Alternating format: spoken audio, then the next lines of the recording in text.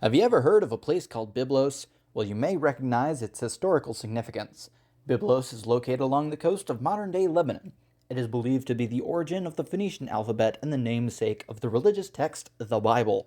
Consequently, the city of Byblos receives 1.1 million tourists last year. Unfortunately for Byblos, 1.1 million tourists adds 7.2 million pounds of trash to the popular areas, on top of an estimated 53 million pounds of trash already produced annually by the people who live there. Complete with inefficiencies in garbage collection, poorly timed routes, and the like, garbage is beginning to end up where garbage shouldn't be. That's where we come in. The Lebanese American University has partnered with Georgia Tech to come up with a solution.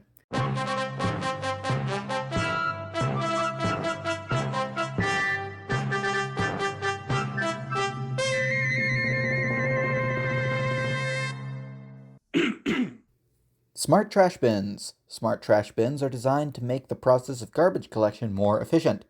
They typically feature sensors and internet compatibility to detect and communicate fill levels, which in practice reduces the number of pickups by limiting them to fuller bins. Some models also include solar panels for enhanced sustainability, along with built-in trash compactors to cut pickups even further.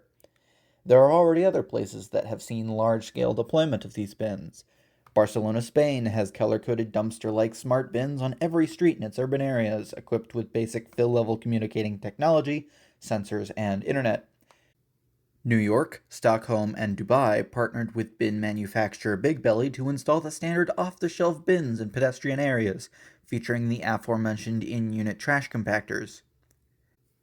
LAU and Byblos want something like these latter bins, but Byblos, Lebanon isn't New York, New York.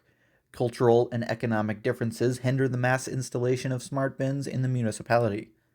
It was a previous group from LAU that proposed the college should develop and implement them themselves. That brings us to now. The two participating colleges have divided tasks for the first phase of development. Georgia Tech's role was to design and prototype the more mechanical systems of the bin, starting with the compaction mechanism. This iteration of the compaction mechanism involves a horizontal surface called a ram, which lowers some distance into the trash container. It should not lower all the way because any trash in the container will always have a non-zero mass and volume. The height of this ram is controlled by two rotating vertical lead screws, which are in turn spun by a gear chain system underneath the assembly. Under-the-counter at-home trash compactors either use these lead screws or something similar to a scissor lift, but the screw design was chosen for its higher vertical strength and fewer points of failure. Meanwhile, in Lebanon, the LAU team was working on the more electrical systems of the bin, beginning with prototyping and programming the fill level sensor.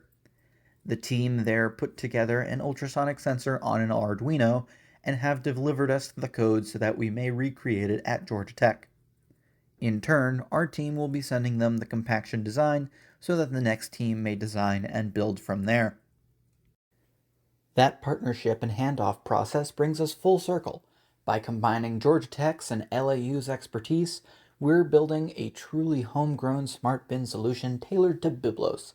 Although we've built a functional scale prototype of the RAM mechanism, we expect the next group to integrate the remaining features into the bin: battery, solar power, possible advertising, and so on.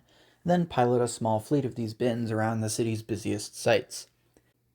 If our prototype can cut collection routes and fuel costs and keep Byblos' ancient streets clean, this model could be replicated to other small to mid-sized cities facing similar waste management challenges. We believe that, from Phoenician alphabets to modern innovation, Byblos is ready to write its next chapter as a global leader in sustainable urban infrastructure.